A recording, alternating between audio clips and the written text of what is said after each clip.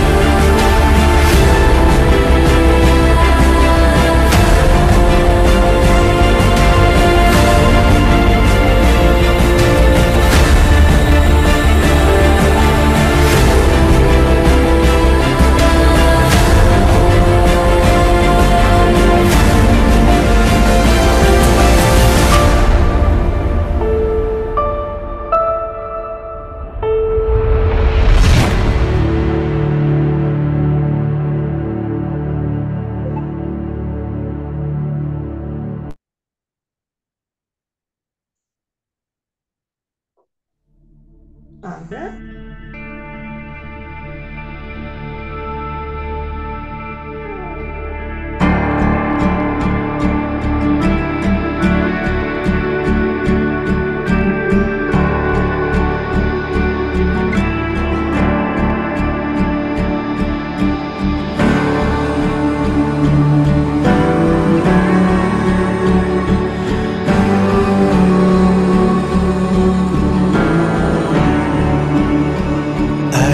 Decided to follow Jesus. I have decided to follow Jesus. I have decided to follow Jesus. No turning back, no turning back.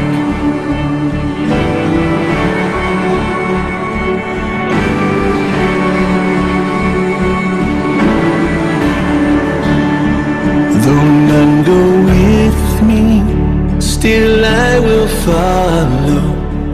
Though none go with me, still I will follow. Though none go with me, still I will follow.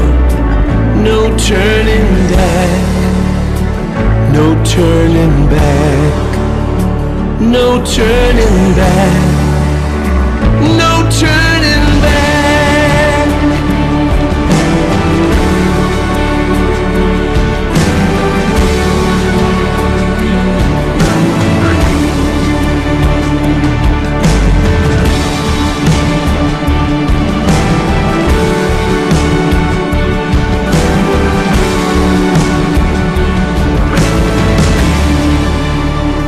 The world behind me, the cross before me, the world behind me, the cross before me, the world behind me, the cross before me.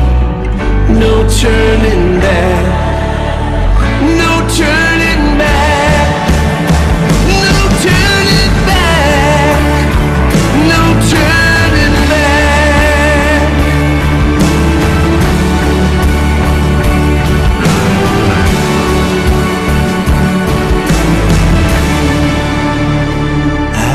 Decided to follow Jesus. I have decided to follow Jesus.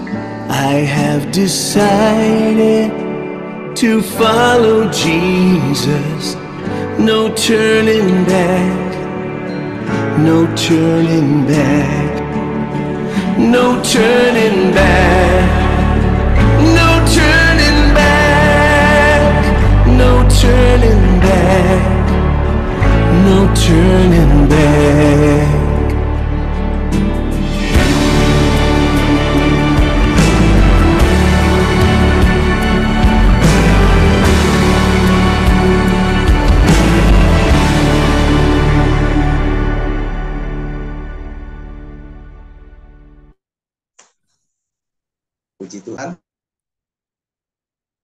mendengarkan pujian.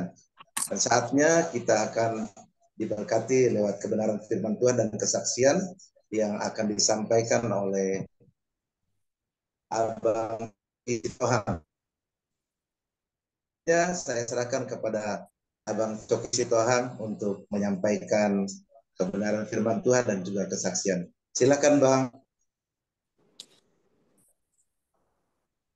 Terima kasih Pak Melkianus.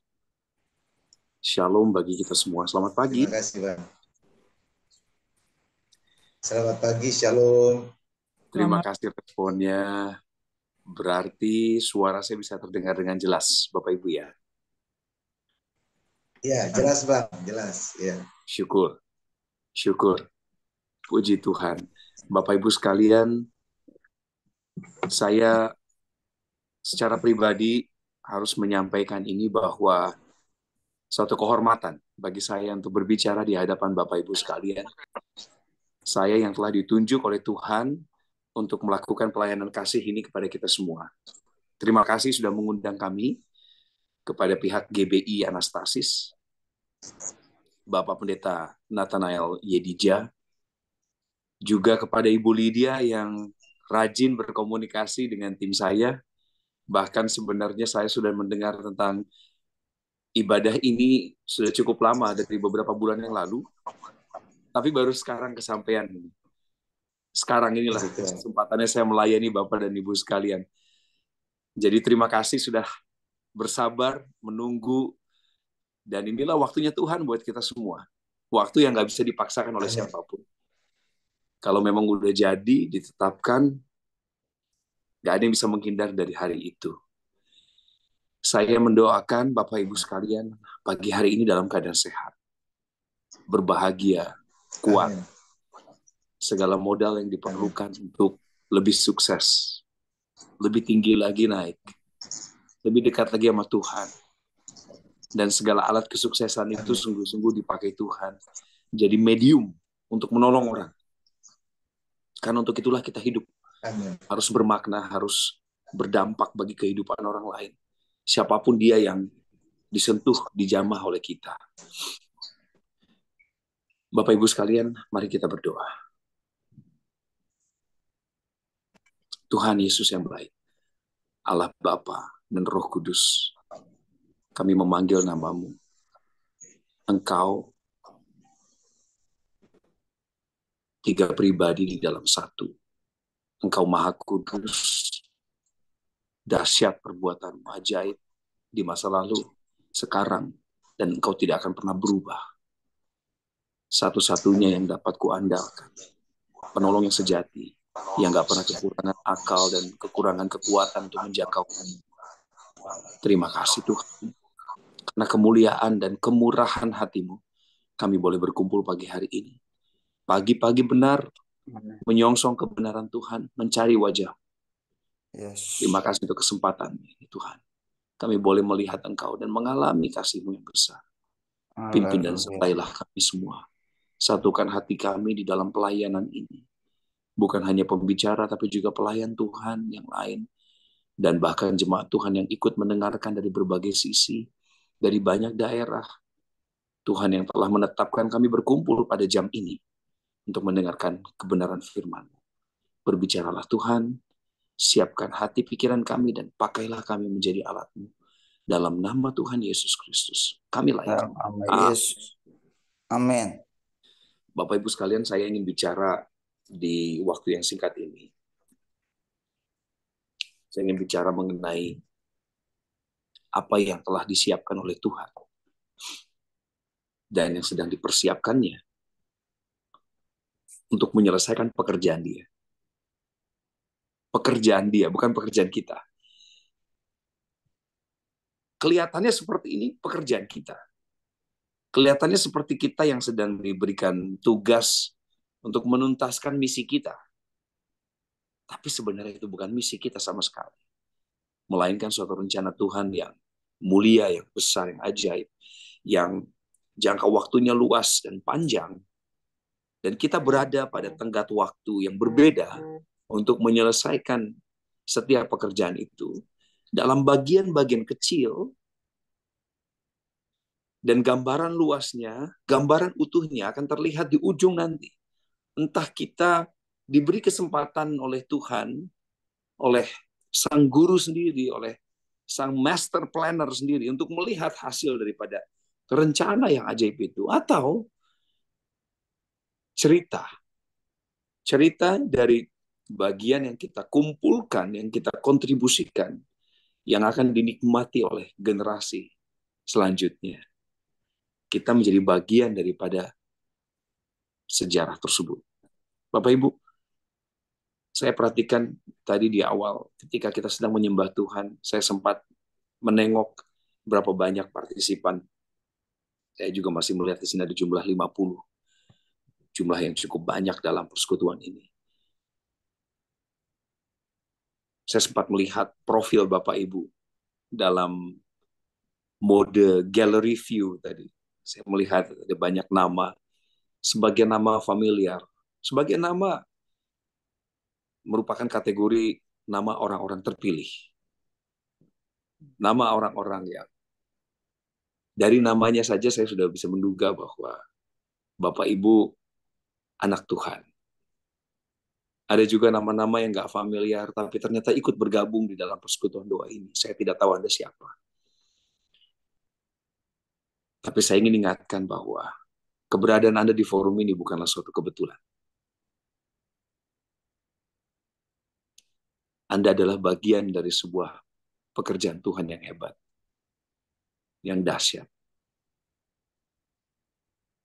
Saudara diminta untuk ikut ambil bagian di sini. Saudara harus bangga. Saudara harus merasa kehormatan itu ada pada Anda, bukan hanya pada saya. Bapak Ibu sekalian, sebelum saya lanjutkan kepada apa yang saya maksudkan pada kalimat awal tadi, hari-hari ini, belakangan ini, saya merasakan ada beban berat yang Tuhan taruh di hati saya, dan terlebih ada di pundak saya. Saya pernah merasakan masa-masa sulit. Masa-masa di mana saya mengalami kebangkrutan ekonomi, kebangkrutan kesehatan. Dan ketika saya menggunakan kata kebangkrutan di sana, saya nggak bermaksud hiperbolik. Tapi itu betul-betul benar-benar sungguh-sungguh terjadi. Kesejahteraan saya seperti dirampas. Oleh siapa saya tidak tahu. Kesehatan saya seolah hilang. Investasi kesehatan saya seperti tidak muncul dalam bentuk keuntungan. Investasi kan harusnya ujungnya untung ya Bapak Ibu ya. Tapi itu tidak. Dan itu pernah terjadi dalam hidup saya tahun 2005. Saat-saat saya sedang berjuang di dalam karir awal saya dulu sebagai pembawa acara televisi. Tahun 2005. 3 tahun setelah saya kehilangan ayah saya yang saya kasihi. Yang dipanggil oleh Tuhan pada usia cukup muda saat itu. Usia beliau 49 tahun. Di tahun 2003. Meninggalkan kami semua dalam waktu yang tak terduga. Dan tidak meninggalkan apa-apa dalam arti bentuk warisan materi. Saya mengerti betul kenapa beliau tidak meninggalkan materi, karena bukan orang karir, bukan orang yang berpikir mengenai investasi materi dalam kehidupan keluarga. Tapi saat itu kami semua masih membutuhkan ayah, masih membutuhkan suami. Itu yang dirasakan ibu saya pada tahun 2003. Tapi Tuhan mengizinkan. Sekali lagi, Tuhan mengizinkan ini semua terjadi. Saya kehilangan ayah. 3 tahun setelah kehilangan ayah, saya mengalami kebangkrutan ekonomi. Nol, bahkan minus.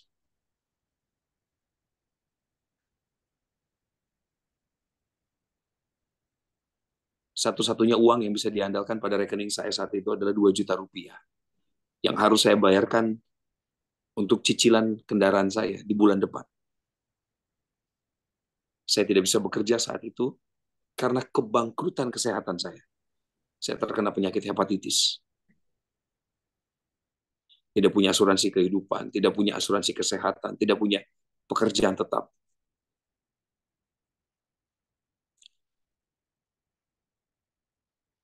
Tapi lewat peristiwa ini saya diberkati Tuhan. Loh, kok bisa ngomong diberkati?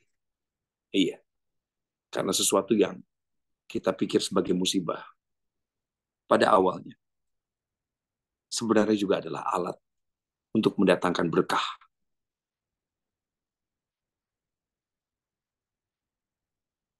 Pada pandangan kita sebagai manusia, kita selalu menganggap suatu peristiwa itu hanya berakhir pada masa itu. Suatu hal yang buruk, suatu hal yang tidak menyenangkan terjadi pada saat itu. Lalu kita berpikir itu akan terus terjadi pada waktu yang lama. Tidak akan pernah berakhir.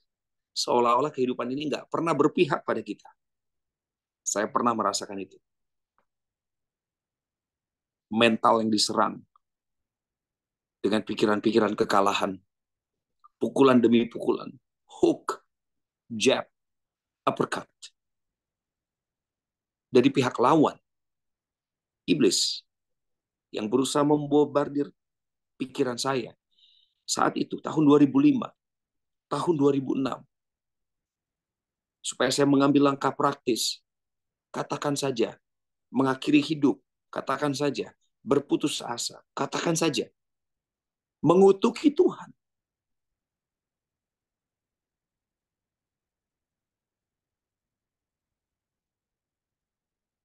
Maklum. Dan wajar bagi kita manusia kalau ada musibah lalu kita bertanya sama Tuhan, kenapa saya? Kok saya yang kena? Kok semua keburukan ini datangnya sama saya, Tuhan?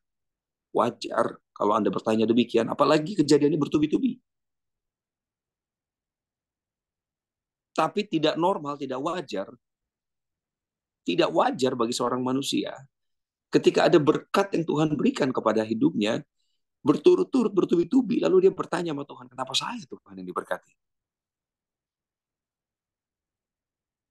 Kita tidak mengeluh ketika diberkati, kita sering mengeluh ketika berkat itu seolah jauh dari harapan. Wajar. Perlahan namun pasti saya mulai bangkit di tahun 2005-2006.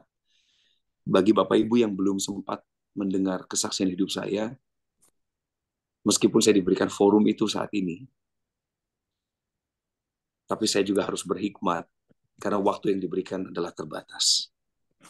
Silakan Bapak Ibu setelah doa pagi ini lanjutkan kembali pengenalan akan Tuhan lewat kesaksian hidup seorang Coki Sitohang di internet yang ceritanya sudah banyak tersebar. Sangat mudah mengakses kisah hidup saya. Saya ada di mana-mana. Cerita yang saya bagikan tersebut, yang saya dahului dengan kata-kata saat ini, pagi ini juga di hadapan Anda, berujung pada kemuliaan Tuhan. Bahkan tidak ada secuil pun bagian dari hidup saya yang adalah kekuatan saya pribadi, kecuali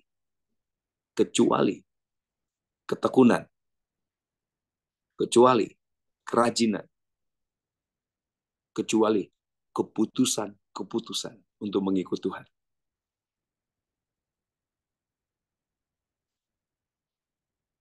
Justru saya mengalami perjumpaan dengan Tuhan ketika saya sedang sakit. Di tahun 2005 tersebut, di rumah sakit. Di kelas 3. Di balik tirai. Sebelah kiri saya tirai, kalau saya buka tembok. Saya hanya menghadapi gedung. Kalau saya buka tirai sebelah kanan saya, pasien lain yang punya pergumulan berat, tidak kalah berat dengan saya. Saya buka tirai depan saya, juga sama. Pasien lain yang awalnya saya tidak kenal. Ketika saya mulai kenal dengan beliau, Ternyata beliau kena sirosis, kanker hati yang sudah menjalar. Tidak lama dari perkenalan kami, beliau meninggal dunia, tepat di hadapan saya. Pada tahun 2005. Ini semua cerita di tahun 2005. Bapak Ibu sekalian, di tengah perasaan tidak ada harapan, sekali lagi, perasaan tidak ada harapan. Saya ngomong kata perasaan ini penting, Bapak Ibu. Karena meskipun saat ini Anda dalam keadaan sulit, atau saya masih bergumul, per saat ini saya berbicara kepada Anda. Jangan berpikir bahwa Tuhan tidak tahu. Jangan pernah kita berpikir bahwa Tuhan abai terhadap keadaan kita. Tidak. Makanya saya katakan itu, dalam perasaan tidak ada harapan. Karena awalnya kita tidak tahu. I once was lost, but now I'm found. Was blind, but now I see. Dulu saya buta, tapi sekarang saya bisa melihat. Dulu saya menganggap keadaan yang tidak berpihak pada saya adalah keadaan final. Tapi kata Tuhan, itu hanya perasaanmu saja. Iblis menggunakan kata-kata dan situasi lingkungan kita saat itu sebagai sarana untuk meyakinkan kita bahwa tidak ada harapan, nggak ada jalan keluar. Dia memanipulasi pikiran kita sedemikian rupa sehingga kita berpikir bahwa perasaan tidak ada harapan itu adalah realitas. Padahal tidak. Ketika firman Tuhan masuk, dia memberikan kita kekuatan itu. Bapak Ibu sekalian, saya sudah melewati masa-masa sulit itu. Saya pernah melewatinya. Perlahan namun pasti ada 3 kata. Pertama, ketekunan. 2, kerajinan. Dan yang ketiga adalah keputusan. Yang saya ambil untuk mengikut Tuhan, bahkan Yeremia 29 ayat 11. Ayat yang menjadi kekuatan saya kala itu dan menjadi pegangan sampai hari ini. Salah satu ayat yang menjadi, kata orang, favorit. Pegangan. Boleh? Boleh. Tentu banyak ayat favorit. Tapi salah satunya adalah Yeremia 29 ayat 11. Sebab aku ini mengetahui rancangan-rancangan apa yang ada padaku mengenai kamu. Demikianlah firman Tuhan. Yaitu rancangan damai sejahtera dan bukan kecelakaan. Untuk mendatangkan hari depan penuh harapan. Katakan amin.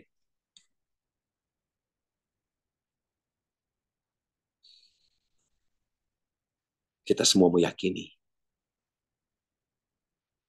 Dan harus punya keyakinan ini. Bahwa di ujung segala penderitaan yang kita alami adalah rancangan damai sejahtera kita. Yang Tuhan sediakan. Kita harus yakini. Di ujung terowongan yang gelap itu ada cahaya. Yang memberi kita harapan akan sebuah kehidupan yang penuh kebangkitan. Bukan kehancuran. He will never leave you. Nor forsake you. Dia tidak pernah tinggalkanmu. Apalagi menolakmu. Lalu muncullah saat-saat sulit lain yang saya ingin lewatkan dalam kesempatan ini.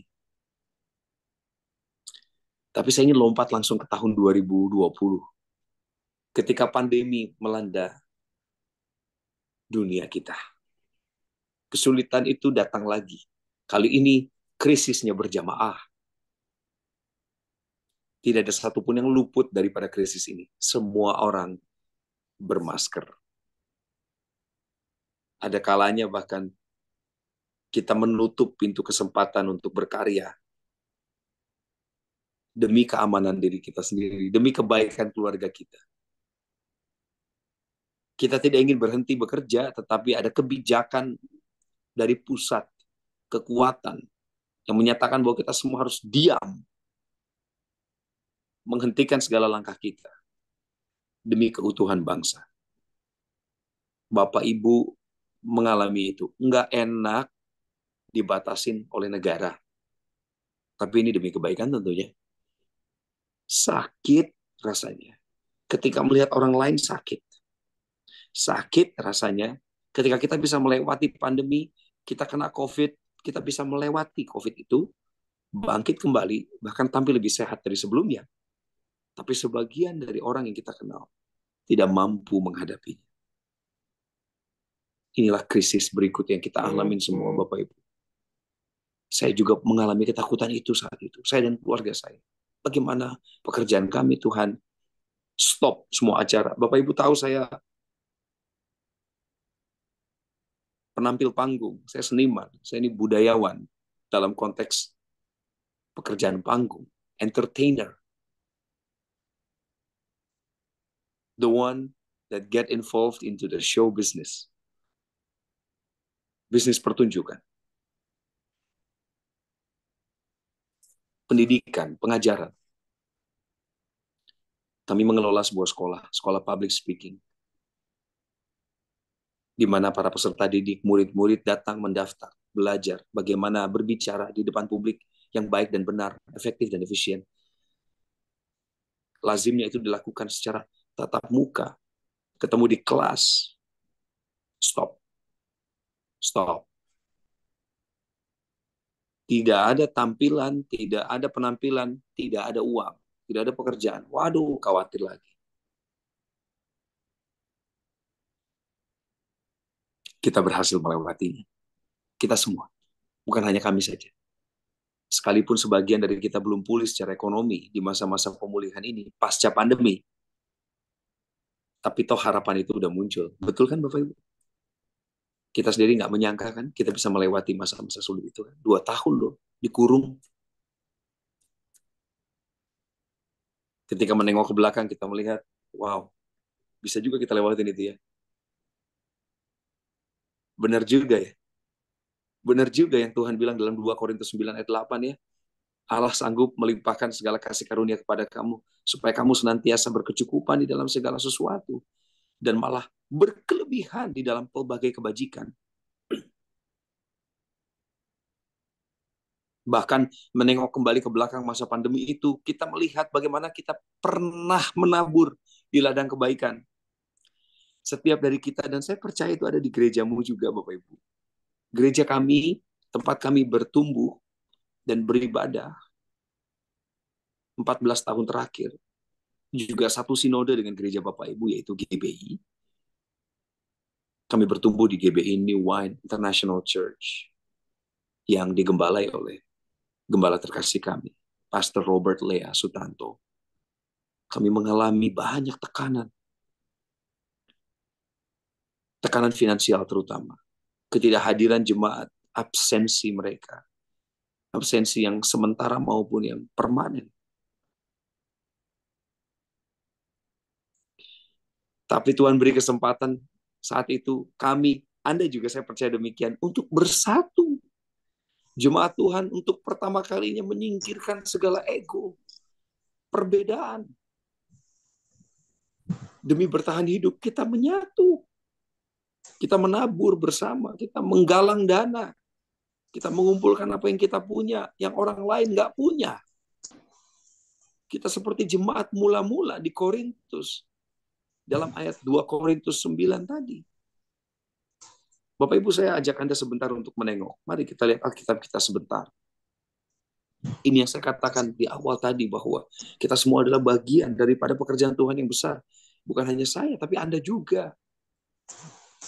Dan jangan berpikir bahwa ini sementara, atau pekerjaan Tuhan ini berhenti pada Anda saja. Enggak, nyambung Bapak Ibu, nyambung ini. Simultan ini. 2 Korintus 8, saya ingin tidak membaca semua Bapak Ibu, tidak membaca semua. Saya harap kemandirian kita, kerinduan hati kita untuk menelaah secara pribadi tentang maksud firman Tuhan. Pada 2 Korintus 8, judul perikopnya adalah pelayanan kasih. Saya gambarkan pada Anda bahwa pelayanan kasih ini adalah berbicara mengenai kebersamaan. Ada visi yang diterima oleh hamba Tuhan, yang disampaikan kepada jemaat. Jemaat diminta untuk berkontribusi. Mereka tidak dituntut, tapi diminta untuk berkontribusi. Dan ketika jemaat rela hati berkontribusi, ketika Bapak Ibu lembut hatinya, ketika Bapak Ibu ingin menabur di ladang Tuhan, memberikan waktu dan tenaga, talenta, bahkan uang Anda untuk melakukan pekerjaan Tuhan bersama-sama. Percaya deh,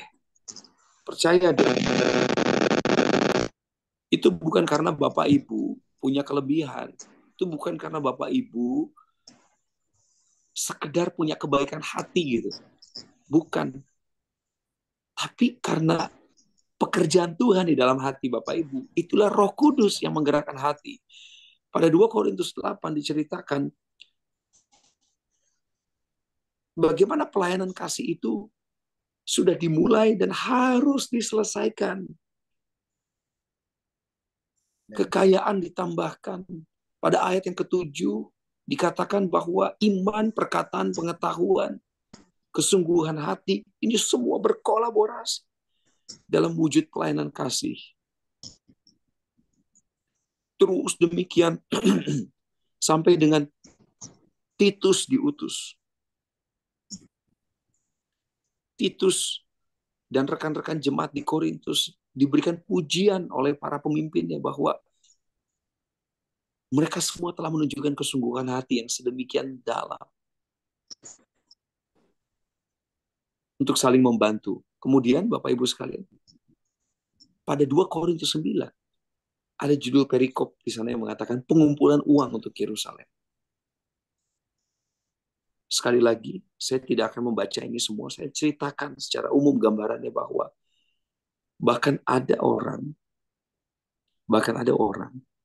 yang diutus duluan untuk mendahului, untuk mengingatkan tentang pekerjaan Tuhan. Manusia demi manusia bekerja secara bertahap, masing-masing melakukan bagiannya. Dan ini adalah poin apa yang saya ingin sampaikan pada Bapak Ibu pagi hari ini. Pada perikop yang berjudul memberi dengan sukacita membawa berkat. Ayatnya ke-9. Ini yang mau saya baca bagi Bapak Ibu sekalian. 2 Korintus 9 ayat 6 sampai 15. Saya ulangi. 2 Korintus 9 ayat 6 sampai 15.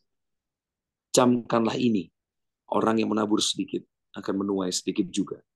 Dan orang yang menabur banyak akan menuai banyak juga. Hendaklah masing-masing memberikan menurut kerelaan hatinya, jangan dengan sedih hati atau karena paksaan, sebab Allah mengasihi orang yang memberi dengan sukacita. Dan Allah sanggup melimpahkan segala kasih karunia kepada kamu, supaya kamu senantiasa berkecukupan di dalam segala sesuatu, dan malah berkelebihan di dalam pelbagai kebajikan. Seperti ada tertulis, ia membagi-bagikan, ia memberikan kepada orang miskin, kebenarannya tetap untuk selamanya. Ia yang menyediakan benih bagi penabur dan roti untuk dimakan. Ia juga yang akan menyediakan benih bagi kamu dan melipat gandakannya dan menumbuhkan buah-buah kebenaranmu. Kamu akan diperkaya dalam segala macam kemurahan hati yang membangkitkan syukur kepada Allah oleh karena kami. Sebab pelayanan kasih yang berisi pemberian ini bukan hanya mencukupkan keperluan-keperluan orang-orang kudus, tetapi juga melimpahkan ucapan syukur kepada Allah. Dan oleh sebab kamu telah tahan uji dalam pelayanan itu, mereka memuliakan Allah karena ketaatan kamu dalam pengakuan akan Injil Kristus dan karena kemurahan hatimu dalam membagikan segala sesuatu dengan mereka dan dengan semua orang. Sedangkan di dalam doa mereka juga merindukan kamu oleh karena kasih karunia Allah yang melimpah di atas kamu. Syukur kepada Allah karena karunia-Nya yang tak terkatakan itu. Amin. Bapak Ibu, inilah pola cerita yang belum berakhir dan kita ada di dalamnya.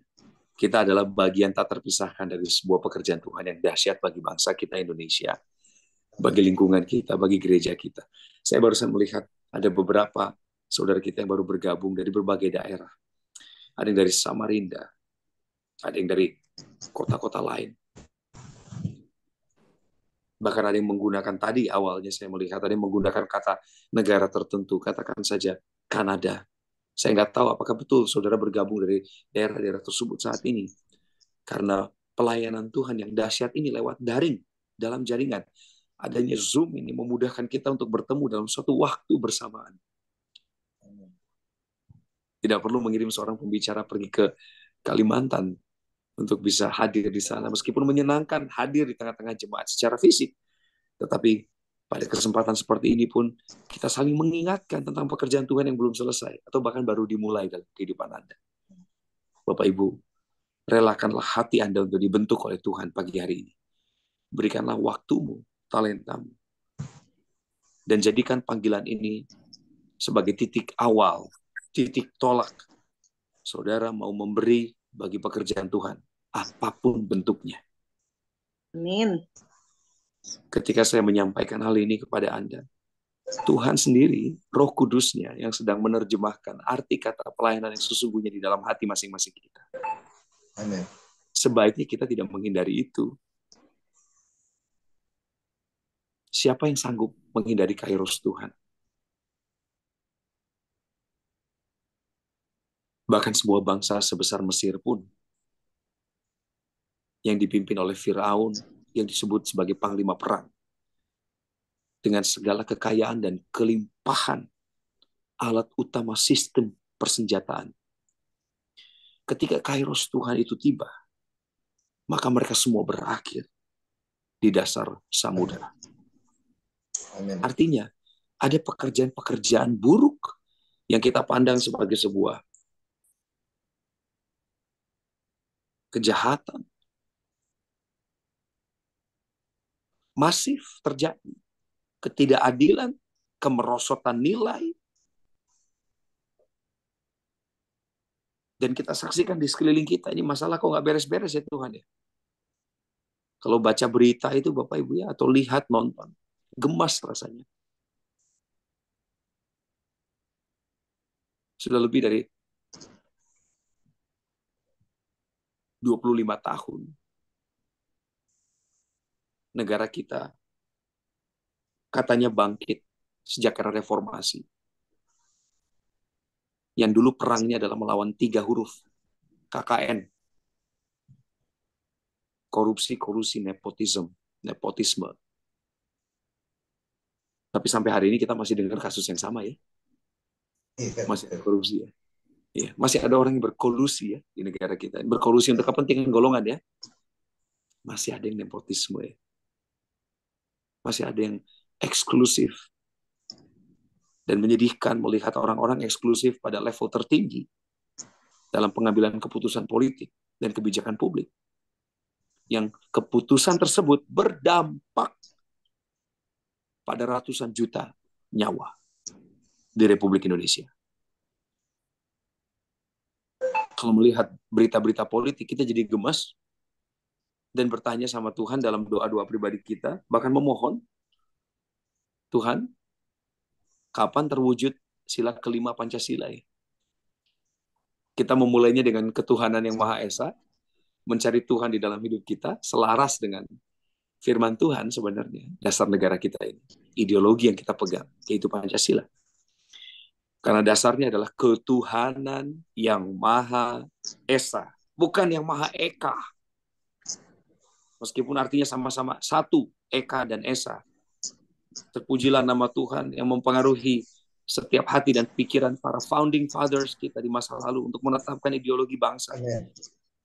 Ada orang-orang yang dalam cerita sejarah berusaha membelokkan pemikiran orang-orang nasionalis kala itu.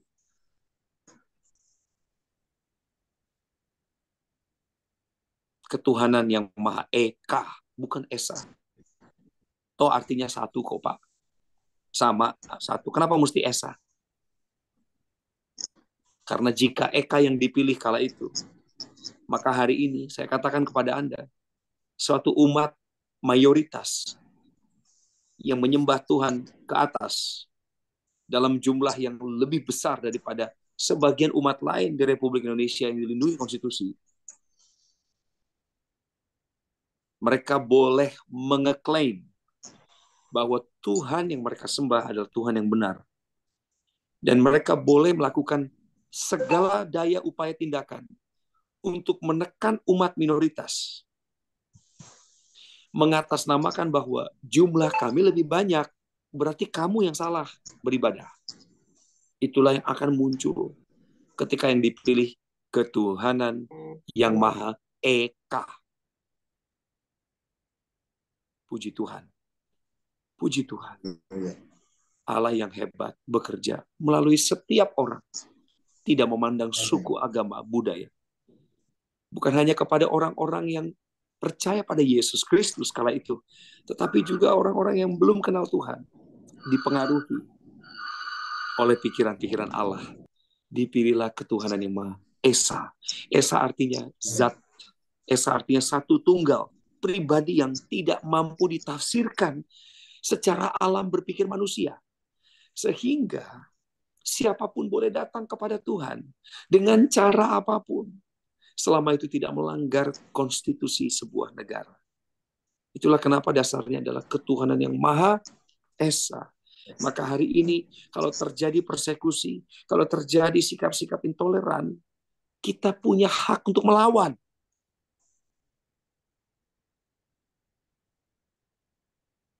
Karena kita dilindungi oleh undang-undang. Indonesia telah memulainya dengan benar. Ketuhanan yang Maha Esa. Kita menganggapnya sebagai orang percaya. Takut akan Tuhan adalah permulaan pengetahuan. Amen. Ujung daripada Pancasila adalah sila kelima. Keadilan sosial bagi seluruh rakyat Indonesia. Saudara, jika sila ini masuk dalam ayat 2 Korintus 8, 2 Korintus 9, maka itulah kesejahteraan sosial yang dimaksud.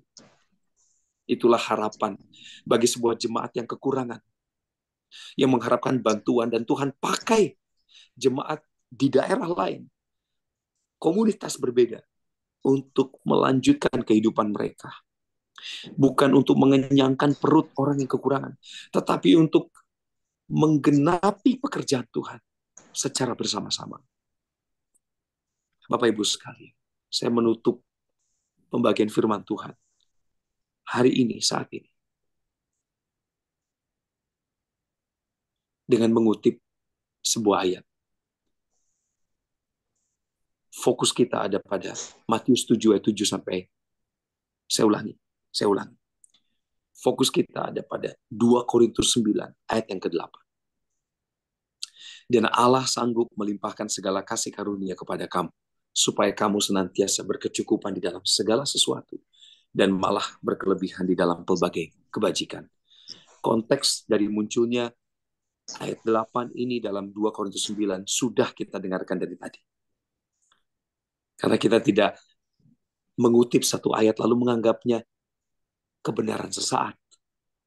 Suatu ayat yang kita ambil selalu memiliki dasar, konteks, dan selalu ada hubungannya dengan peristiwa yang terjadi saat ditulisnya ayat tersebut. Kemudian bolehlah kita mengambil semangatnya, firmannya, rohnya, dari kutipan ayat tersebut, yang langsung punya hubungan relasional dengan keadaan kita saat ini. Ketika saya membaca 2 Korintus 9 ayat 8 ini, Bapak Ibu, inilah ayat kekuatan bagi saya. Bahwa tidak ada kekurangan yang permanen di dalam Tuhan. Karena Tuhan sanggup melimpahkan segala kasih karunia-Nya kepada kita. Amen. Tujuannya adalah supaya kita berkecukupan. Baca firman-Nya. Supaya kita berkecukupan di dalam segala sesuatu. Dan menariknya Bapak Ibu. Dan menariknya Bapak Ibu, ayat ini naik level. Berkecukupan di dalam segala sesuatu dan malah berkelebihan. Naik level, berkelebihan di dalam pelbagai kebajikan. Tujuan Tuhan memberkati saudara adalah supaya saudara bisa dipakainya menjadi berkat bagi banyak orang. Berkat itu tidak pernah berhenti pada diri kita sendiri. Berkat itu nggak akan pernah berhenti pada cerita, Coki, aku melakukan ini untuk engkau. Berhenti pada engkau. Engkaulah pahlawan. Yang lain bukan. yang lain hanya penonton. Enggak. Jangan-jangan Tuhan mau pakai saya, saudara, untuk merangkai cerita saja. Merangkai cerita demi cerita, fase demi fase. Sehingga benang merah itu makin jelas. Dan tujuan yang ada di depan itu kelihatan sama kita bareng. Oh, kita harus bersinergi. Kita harus berkolaborasi. We have to work it out together. From now on, GBI Anastasis, mulai sekarang, tidak ada yang berjalan sendirian. Pastikan kawanmu tidak sendirian. Jangan biarkan dia melakukan pelayanan ini sendirian. Jangan biarkan Pak Melki, Pak Nathanael, Ibu Lydia hanya melakukan pelayanan ini sendirian. Jangan biarkan mereka merasa sendirian. Saudara ada buat mereka. Amen. Kita ada buat Tuhan. Kita ada buat bangsa negara kita. Buat komunitas kita. Let's work it out together. Oke, Bapak Ibu? Amin. Yuk kita kerja bareng. Kita mulai kesepakatan ini dengan berdoa bersama. Tuhan Allah Bapa kami di dalam surga, terima kasih untuk kebenaran firman-Mu pagi ini. Firman yang menguatkan, meneguhkan, dan memberi kami pencerahan. Suatu sudut pandang yang berbeda. Perspektif yang baru. Sehingga kami dikuatkan, dicerahkan. Ya Tuhan, kami tahu pekerjaan-Mu dalam hidup kami belum selesai. Kami sadar betul Tuhan bahwa kami ini unsur kecil, namun penting. Kalaupun kami mau merasa penting dan berharga, biarlah kami bermegah hanya di dalam Tuhan. Bukan atas dasar ego dan kepribadian kami. Kalau bukan karena Tuhan yang bekerja di hati kami, tidak mungkin terlaksana pekerjaan ini.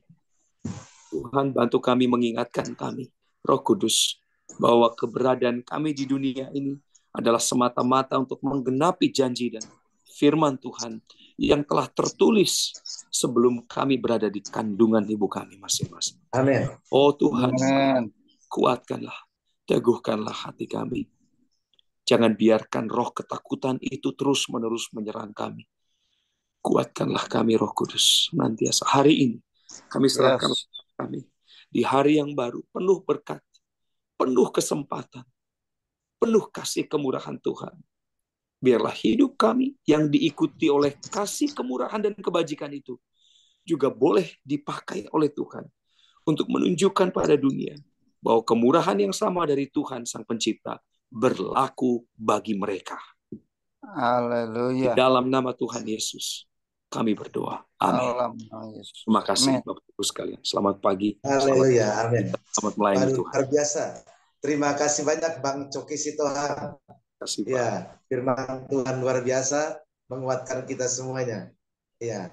Dan Allah sanggup melimpahkan segala kasih karunia kepada kamu supaya kamu senantiasa berkecukupan di dalam segala sesuatu dan malah berlebihan di dalam pelbagai kebajikan. Ya, luar biasa. Dan kita semuanya ini Tuhan hadirkan di Indonesia untuk menjadi dutanya Yesus. Melakukan pelayanan kasih. Karena Allah kita adalah kasih. Kita menjadi duta-duta kasih. Yaitu dutanya Tuhan Yesus. Untuk membagikan kasih kepada semua orang. Bukan hanya secara finansial atau materi, tetapi dalam perkataan dan perbuatan. Dalam segala yang kita miliki, kita boleh menjadi dutanya Kristus. Untuk membagikan kasih itu. Supaya setiap orang mengenal siapa sih itu. Yaitu Tuhan Yesus. Iya. Nah, Bapak Ibu Saudara yang dikasihi Tuhan, Bang Coki Sitohang ini akan maju dalam pemilihan yang akan datang menjadi calon di DPR RI untuk wilayah Depok dan Bekasi dengan nomor urutnya 2. Iya. Iya. Jadi Bapak Ibu jangan biarkan Abang Coki Sitohang berjalan sendiri. Ya. Amin. Mari kita dukung. Ya. Menyertai. Haleluya. Untuk Bapak Ibu Saudara yang ada di wilayah Depok dan Bekasi, biar Abang Coki Sitohang berjalan sendiri. Mari kita terus berjalan bersama Abang Coki. Kita dukung, kita support dalam doa dan juga daya. Ya, kita terus support. supaya Amin. Abang Amin. Coki bisa Maju terus. Amin. ya wakil yang akan menyuarakan suara rakyat melalui DPR. Ya, puji Tuhan. Makasih, Ya, Pak. jadi sekali lagi untuk Bapak Ibu Partai ya, apa, Pak? yang ada di wilayah Depok dan Bekasi ya. Mari Depok dan Kota dukung Bekasi. Abang Coki Sitohang ya, yang akan melaju Depok. dengan nomor urut 2. Ya. Iya. Ya. Dari partai mana, Pak? Baik Bapak Ibu. Dari Partai Nasdem ya. Oke.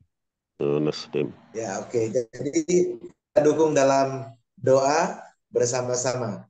Mungkin ada satu orang yang boleh menyampaikan atau menambahkan, dipersilakan.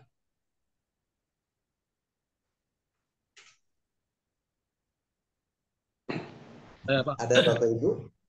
Boleh saya, Pak? Oh iya, silakan. Iya. Terima kasih. Shalom Pak Coki. Shalom bagimu Pak Ipan. Iya, makasih saya Alexander Pan dari Manado. Diberkati Pak dengan firman yang sudah digabung. Alexander Pan ya. Iya, singkatan Alpan Alexander Puji Pan. Tuhan Pak. Amin. Baik Pak. Iya, Pak Alex. Saya berterima kasih Tuhan memakai Ibu Lydia ini untuk bisa mempertemukan kami dengan Pak Coki. Amin. Ternyata saya menyadari bahwa saya punya saudara di dalam Yesus, yaitu Pak Coki. Sungguh manis dan mulia. Kita semua ini punya anggapan bahwa walaupun kita berjauhan, tidak saling kenal mengenal, tetapi saya punya saudara sama Pak Coki karena saya ada bersama Pak Coki seiman di dalam Yesus. Itu yang menjadi sebuah berarti kalau kita saudara, kita adalah saudara, maka kita saling berbagi kasih seperti yang tadi sudah sampaikan tadi, kita saling mendukung, saling membesarkan, sehingga misi yang Tuhan berikan kepada kita ini masing-masing bisa berperan pada posisinya masing-masing. Hari ini saya berterima kasih Pak Coki, ternyata apa yang disampaikan itu betul. Artinya saya berpikir sebelum Pak Coki sampaikan, saya berpikir memang saya ada di dunia ini, tentu Tuhan butuh saya. Tidak mungkin saya diciptakan begitu saja kan, pasti Tuhan butuh. Nah, apa yang disampaikan itu betul karena dalam proses ternyata ada misi yang harus saya lakukan untuk memulai sebuah proses. Nah, kita semua sama tahu bahwa langkah yang menentukan kita sukses adalah langkah terakhir. Langkah terakhir. Memang banyak orang memulai dengan hal yang baik, tapi terkadang mengakhiri dengan hal yang tidak baik. Kita sebagai manusia tentu punya kekeliruan, punya kesalahan, apalagi kita dalam diri. Kita tentu memulai dengan hal yang tidak baik, tetapi dalam perjalanan Tuhan proses kita untuk berakhir dengan sebuah yang terbaik. Kita melihat panggilan kita masing-masing. Mungkin apa yang disampaikan Pak Joki itu menjadi pegangan bagi saya, ketekunan, kerajinan, dan keputusan-keputusan yang perlu dibuat, karena di dalam Kristus tidak ada pengangguran. Ya, di dalam Kristus kita semua punya tanggung jawab.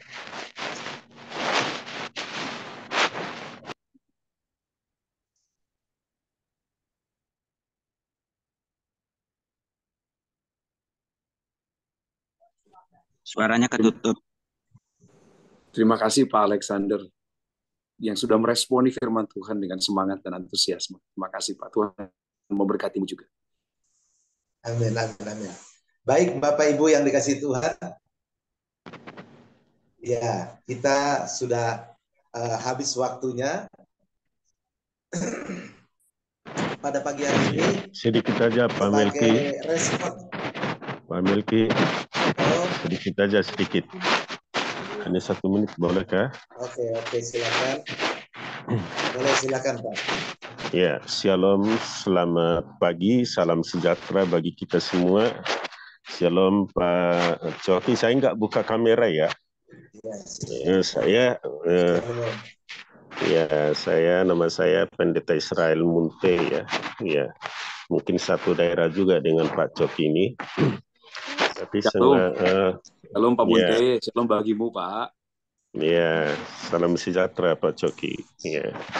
Saya udah mengenal Anda, saya udah tahu profesi Anda, tapi hari ini saya merasa luar biasa karena iman saudara, ya, iman Anda, kasih Anda kepada Tuhan, perjalanan hidup Anda yang sangat luar biasa, ya. Tapi semua kita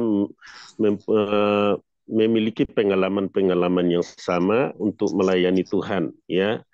Dan semua kita pasti melewati masa-masa sukar dan masa-masa sulit. Pasti itu berkat dan kesusahan itu pasti diperhadapkan kepada kita semua orang. Tapi sejauh mana kita untuk menekuni, mengiring Tuhan, sejauh mana kita mengasihi Tuhan, sejauh mana kita berkorban untuk Tuhan.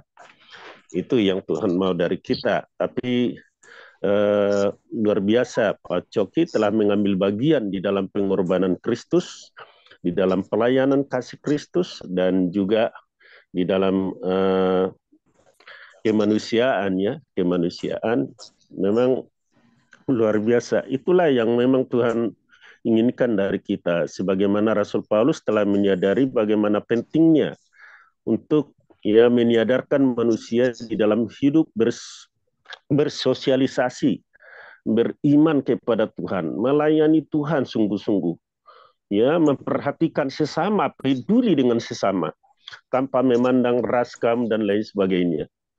Memang itu yang Tuhan mau.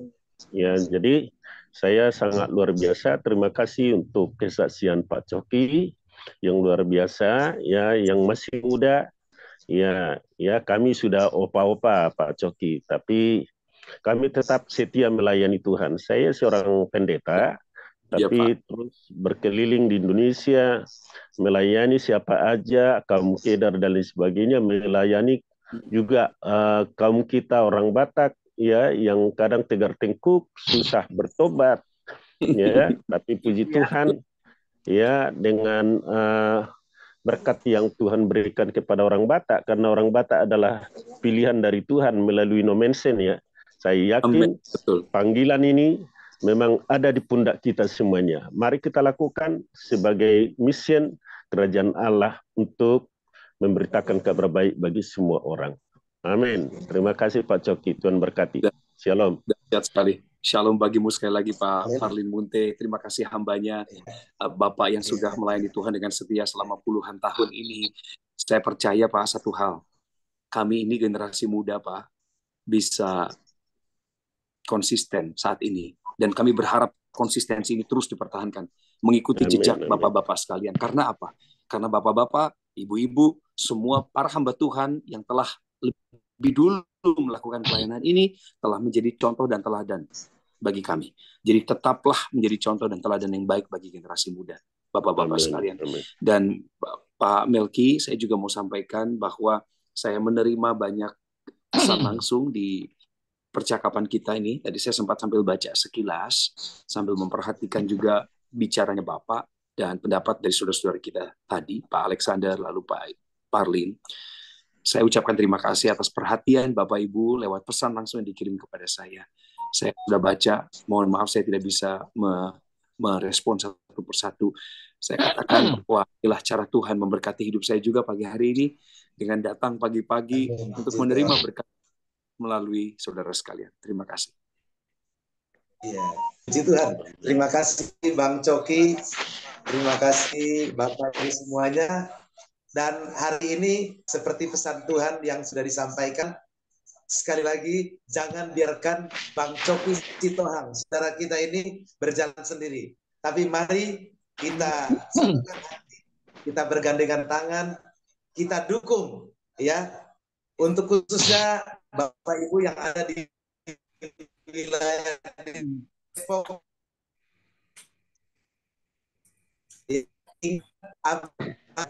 ya, Ya, ya, memberikan suara dan juga dukungan doa. Amin, amin. Ya, dan pagi hari ini karena Pak Coki sudah memberkati kita, kita akan memberkati Bang Coki. Ya, ya. Amin. Bapak Ibu semuanya, ya. Mau tanya sebentar boleh Pak, setengah menit. Pak Melki, saya mau tanya sebentar ke Pak. Ya, salam Pak Coki Sitohang.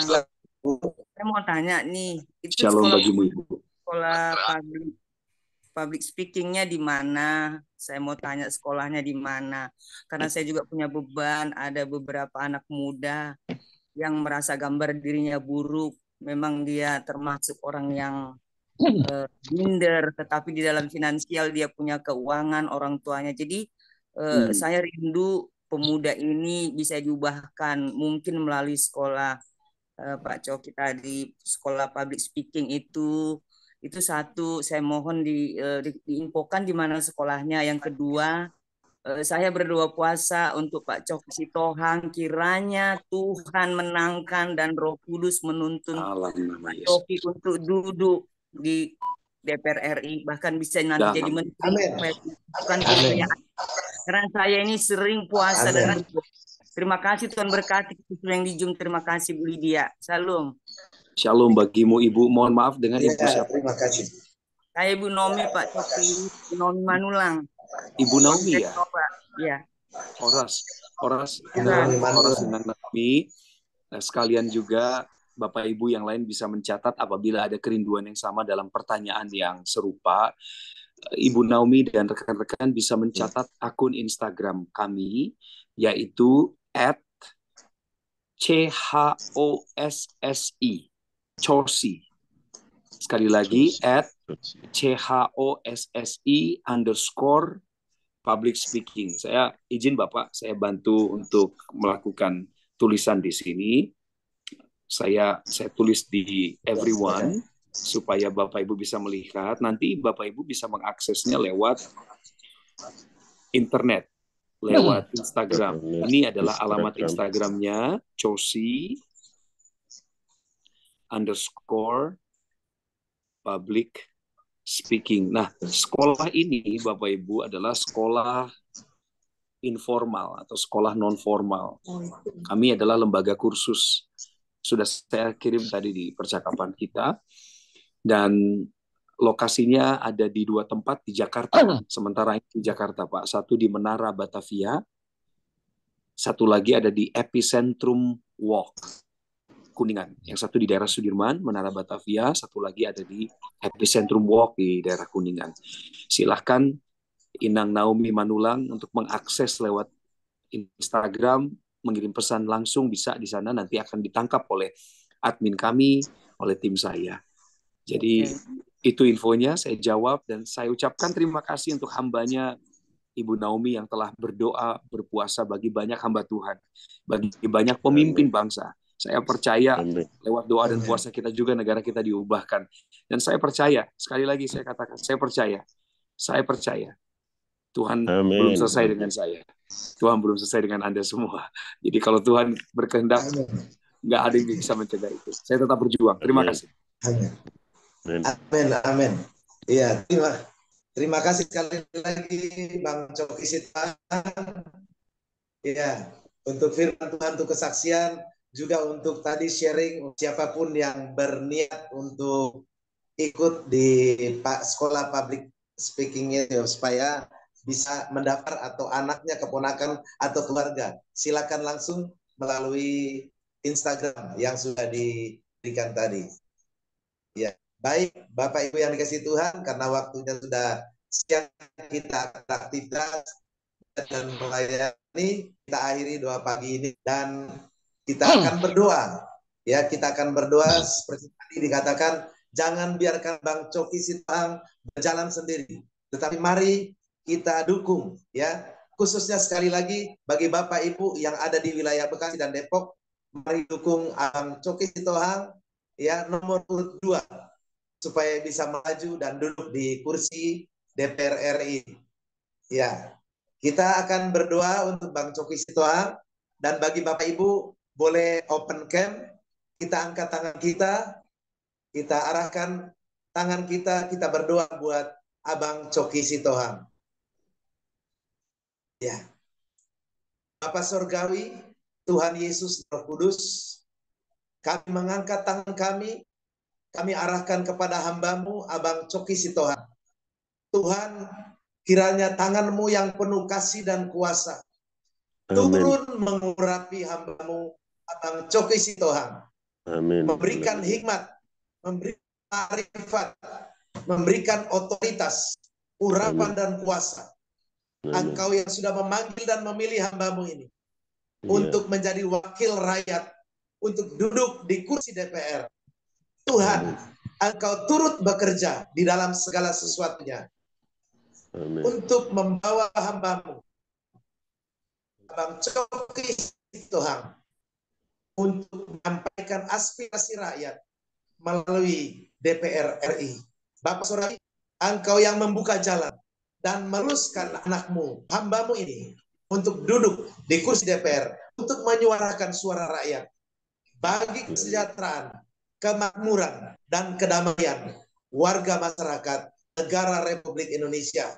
Di dalam nama Yesus, di dalam nama Yesus, di dalam nama Yesus, Engkau pakai hamba-Mu ini, bahkan Engkau pegang tangan kanan, dengan tangan kanan-Mu yang memberikan kemenangan, sehingga dia akan berhasil dan untung dalam segala yang dikerjakannya, dan nama Tuhan dimuliakan.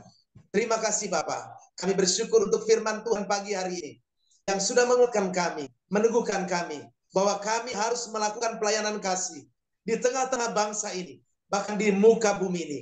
Kami boleh menjadi duta-dutanya Tuhan untuk menyampaikan kasih Kristus kepada semua orang.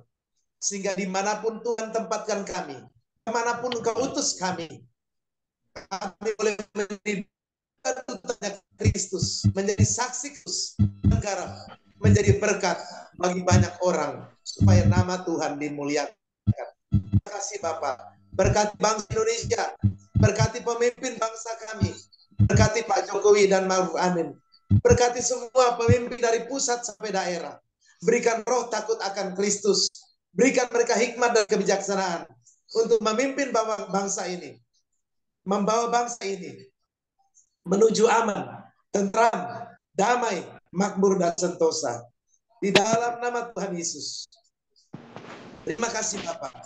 Berkati semua kami yang hadir pagi hari ini, satu persatu, pribadi lepas pribadi, keluarga lepas keluarga, usaha pekerjaan kami, suami, istri, anak, cucu, orang tua, apapun yang kami kerjakan, Tuhan memberkati di dalam nama Yesus. Terima kasih Bapak. Di akhir doa pagi hari ini, sempurnakanlah doa kami dengan doa yang Tuhan sudah ajarkan kepada kami.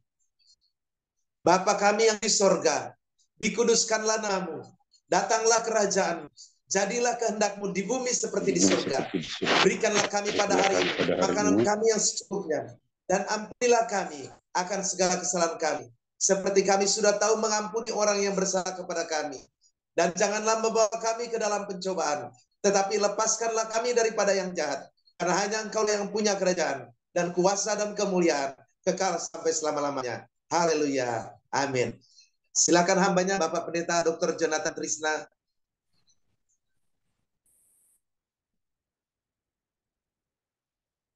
Ya, silakan hambanya Bapak Pendeta Dr. Jonathan Trisna untuk doa berkat. Masih di mute, Pak.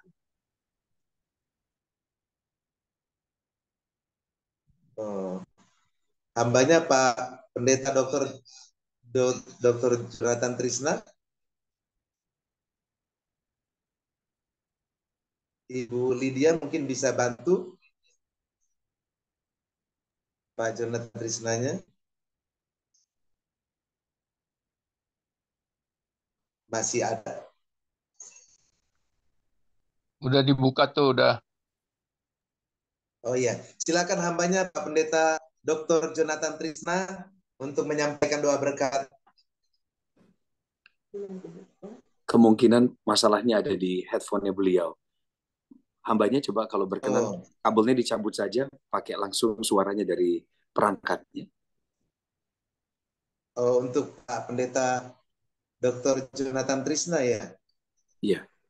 Silakan Pak, dibuka mungkin itunya perangkatnya untuk menyampaikan langsung doa berkatnya. Betul.